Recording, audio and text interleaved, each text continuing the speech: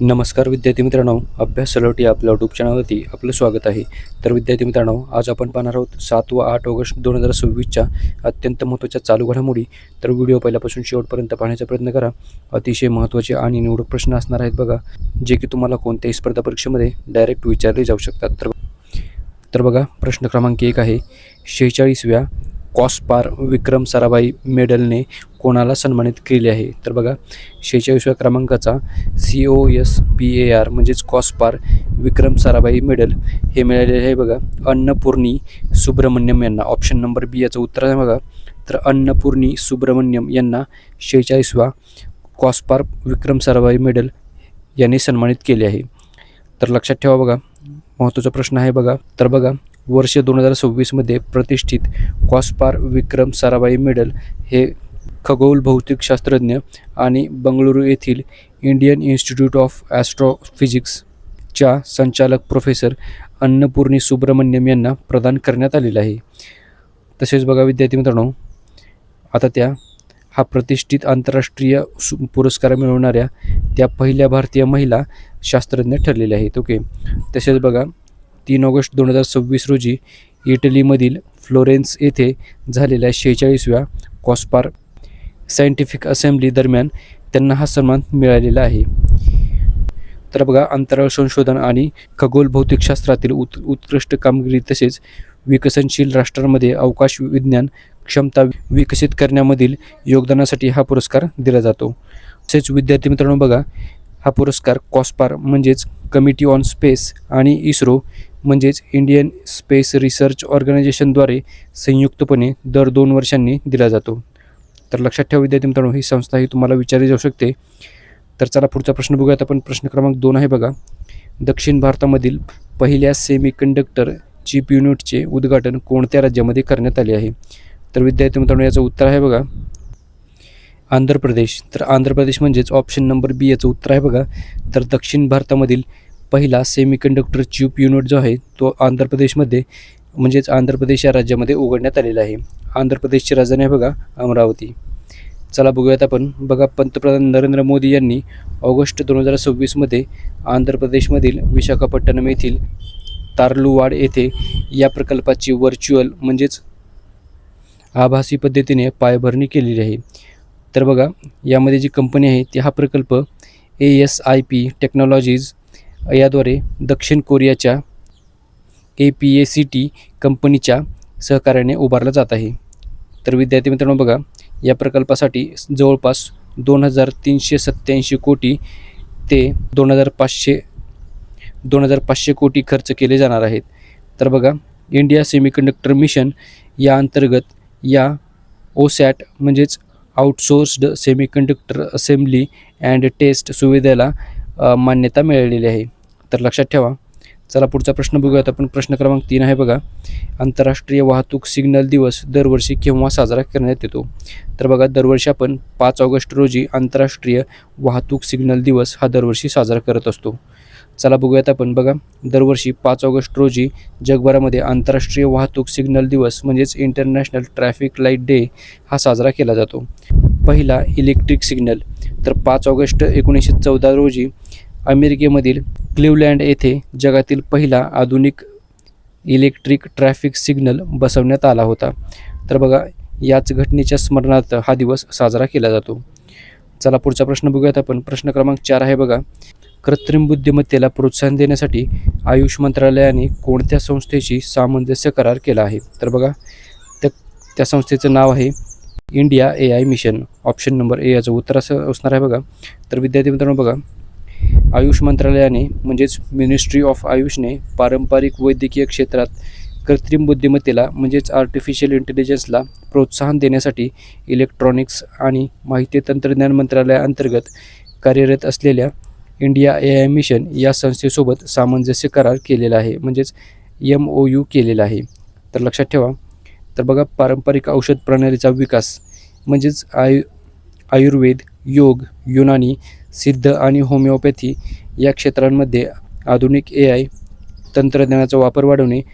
तसेच बघा यामध्ये अल्कोश प्लॅटफॉर्मचा वापर करण्यात आलेला आहे. म्हणजेच या भागीदारी अंतर्गत आयुष मंत्रालय इंडिया AIच्या अल्कोश प्लॅटफॉर्मशी जोडले जाईल. यामुळे आरोग्य क्षेत्रामधील संशोधन डेटा, मॉडेल्स आणि टूल्स किट सुरक्षितपणे शेअर करणे सोपे होणार आहे. तर लक्षात ठेवा. चला बघूयात आपण पुढचा प्रश्न. प्रश्न क्रमांक 5 आहे बघा. T20 क्रिकेटमध्ये सर्वाधिक धावा करणारा फलंदाज कोण ठरलेला आहे? तर विद्यार्थी मित्रांनो बघा, महत्त्वाचा प्रश्न आहे. याचं उत्तर आहे बघा Jos Buttler. Option number D याचं उत्तर असणार आहे. तर जोस बटलर हा T20 क्रिकेटमध्ये सर्वाधिक धावा करणारा फलंदाज बनलेला आहे. तर चला बघूयात आपण. बघा, T20 क्रिकेटच्या इतिहासामध्ये सर्वाधिक धावा करणारा फलंदाज म्हणून इंग्लंड देशाचा स्टार फलंदाज जोस बटलर हा अव्वल स्थानी पोहोचलेला आहे. तर बघा, ऑगस्ट 2026मध्ये द 100 स्पर्धेमध्ये मँचेस्टर सुपर जायंट्सकडून खेळताना त्याने वेस्ट इंडिजच्या कायरन पोलार्डचा दीर्घकालीन जागतिक विक्रम मोडीत काढलेला आहे. तर विद्यार्थी मित्रांनो बघा, T20 क्रिकेट इतिहासामधील आकडेवारी हे आपण पाहूयात. तर बघा, 1 नंबरला आलेला आहे जोस बटलर आणि तो इंग्लंड देशाचा आहे. तसेच बघा, त्याने एकूण 14,833 धावा केलेल्या आहेत. बघा, 2 नंबरला आहे कायरन पोलार्ड आणि तो वेस्ट इंडिज या देशाचा आहे. तसेच बघा, 14,803 एवढे धावा त्यांनी केलेल्या आहेत. 3 नंबरला आहे बघा क्रिस गेल आणि तो वेस्ट इंडिज या देशाचा आहे.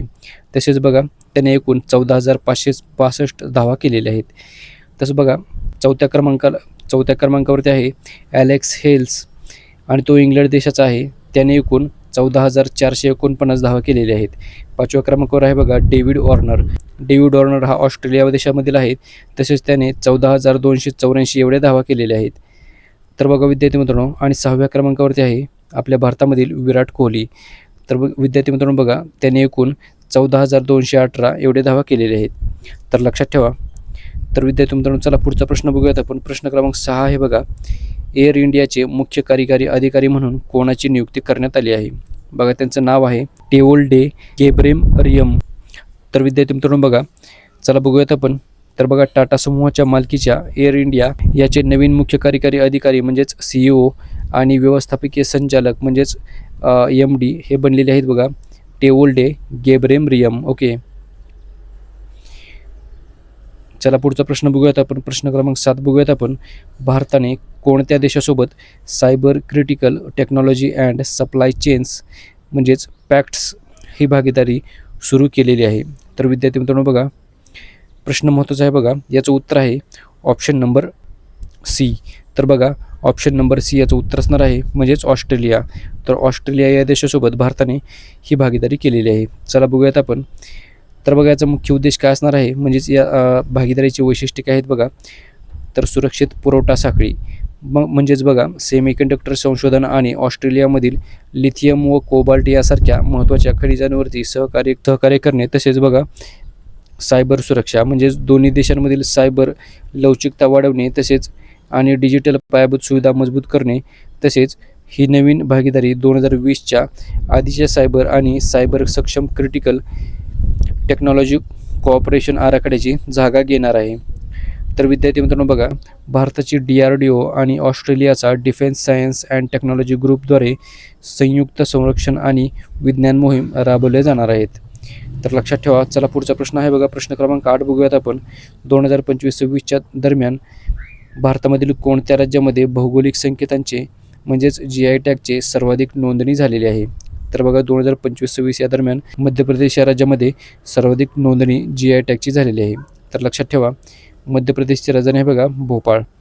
चला बघूयात आपण. बघा विद्यार्थी मित्रांनो बघा, प्रथम क्रमांकावरती आहे मध्य प्रदेश आणि एकूण 26 नवीन GI संकेत यांची नोंदणी झालेली आहे. तसेच बघा, दुसऱ्या क्रमांकावरती आहे पश्चिम बंगाल हे राज्य आणि पश्चिम बंगालमध्ये एकूण 2025-26 या वर्षामध्ये 24 नवीन GI संकेताची नोंदणी झालेली आहे. तर लक्षात ठेवा. पुढचा प्रश्न बघूयात आपण. प्रश्न क्रमांक 9 आहे बघा. खालीलपैकी त्रिपक्षीय तंत्रज्ञान भागीदारी कोणत्या देशाने सुरू केली आहे? तर बघा विद्यार्थी मित्रांनो, याचं उत्तर असणार आहे ऑप्शन नंबर D म्हणजेच बघा वरीलपैकी सर्व. म्हणजेच कॅनडा, ऑस्ट्रेलिया आणि भारत या 3 देशांनी त्रिपक्षीय तंत्रज्ञान भागीदारी सुरू केलेली आहे. तसेच बघा, तर बघा, भारताने ऑस्ट्रेलिया आणि कॅनडा या 2 देशांसोबत त्रिपक्षीय तंत्रज्ञान भागीदारी म्हणजेच काय तर ट्रायलॅटरल टेक्नॉलॉजी पार्टनरशिप ही सुरू केलेली आहे. तर बघा जोहान्सबर्ग येथे झालेल्या G20 शिखर परिषदेदरम्यान पंतप्रधान नरेंद्र मोदी, ऑस्ट्रेलियाचे पंतप्रधान अँथनी ॲल्बनेज आणि कॅनडाचे पंतप्रधान मार्क कार्नी यांनी अधिकृतपणे ऑस्ट्रेलिया कॅनडा इंडिया तंत्रज्ञान आणि नाविन्यता भागीदारी म्हणजेच ACITI म्हणजेच Australia Canada India technology and innovation partnership याची घोषणा केलेली आहे. तर लक्षात ठेवा.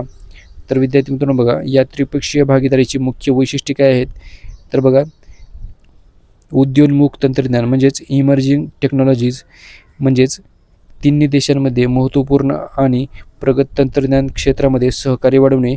तसेच बघा नागरिकांचे जीवन सुकर करण्यासाठी AI म्हणजेच आर्टिफिशियल इंटेलिजन्सचा विकास आणि त्याच्या मोठ्या प्रमाणावरती वापर करणे. तसेच पुरवठा साखळीमध्ये म्हणजेच सप्लाय चेनमध्ये वैविध्य आणणे आणि नेट झिरो उत्सर्जन लक्ष्य साध्य करण्यासाठी हरित ऊर्जेवरती भर देणे हे याचे मुख्य उद्दिष्ट आहे. लक्षात ठेवा. पुढचा प्रश्न बघूयात आपण. प्रश्न क्रमांक 10 आहे बघा, भारताचे 21वे नैसर्गिक इतिहास संग्रहालय कोणत्या राज्यामध्ये झाले आहे, तर बघा त्या राज्याचं नाव आहे मिझोरम. ऑप्शन नंबर ए याचं उत्तर असणार आहे बघा. चला बघूयात आपण. बघा केंद्रीय पर्यावरण, वन आणि हवामान बदल मंत्रालयाने जून 2026मध्ये जैविक विविधता कायदा 2002च्या अंतर्गत मिझोराम विद्यापीठ म्हणजेच आयजॉल येथील नॅचरल हिस्ट्री म्युझियमला भारताचे 21व्या क्रमांकाचे अधिकृत जैवविविधता भंडार म्हणजेच संग्रहालय म्हणून अधिसूचित केलेले आहे. तर लक्षात ठेवा. पुढचा प्रश्न आहे बघा, प्रश्न क्रमांक 11 बघूयात आपण. 2026च्या चौथ्या गेंडा जनगणनेनुसार दुधवा व्याघ्र प्रकल्पामध्ये एकूण किती गेंडे आहेत, तर बघा सध्याला आता दुधवा व्याघ्र प्रकल्पामध्ये 53 गेंडे आहेत. ओके, ऑप्शन नंबर डी याचं उत्तर असणार आहे बघा. तर बघा या गेंड्याचे वय आणि लिंग गुणोत्तर आहे बघा. एकूण 53 गेंड्यामध्ये 17 वयस्क नर तसेच 25 वयस्क मादा आणि 1 वर्षापेक्षा जास्त वयांचे 11 शावक समाविष्ट आहेत. चला पुढचा प्रश्न आहे बघा, प्रश्न क्रमांक 12 बघूयात आपण. अखिल भारतीय जलसचिव परिषद 2026 कोणत्या शहरामध्ये आयोजित झाली आहे, तर बघा ही झालेली आहे नवी दिल्ली या शहरामध्ये. ऑप्शन नंबर ए याचं उत्तर असणार आहे बघा. तर अखिल भारतीय जलसचिव परिषद 2026 जी आहे ती नवी दिल्लीमध्ये आयोजित झालेली आहे. तर याचे अध्यक्षपद बघा केंद्रीय जलशक्ती मंत्री CR पाटील यांच्या अध्यक्षतेखाली या परिषदेचे आयोजन करण्यात आले होते. तसेच यामध्ये कोणाकोणाचा सहभाग झाला होता, तर सर्व राज्ये केंद्रशासित प्रदेशामधील सुमारे 200 वरिष्ठ जलसंपदा सचिवांनी या परिषदेमध्ये भाग घेतला होता. तर बघा विद्यार्थी मित्रांनो, याची मुख्य थीम आहे म्हणजेच मुख्य विषय होता जलव्यवस्थापन, सिंचन सुधारणा, भूजल व्यवस्थापन, धरण सुरक्षा, कॅच द रेन 2026 या अभियानासह 8 राष्ट्रीय प्राधान्यक्रमावर चर्चा झालेली आहे. तर लक्षात ठेवा. आणि विद्यार्थी मित्रांनो, याच प्रश्नाबरोबर कालचे आणि आजच्या दिवसाचे जे करंट अफेअर्सचे प्रश्न होते ते आपण कव्हर केलेले आहेत. तर भेटूयात आपण उद्या सकाळी. धन्यवाद.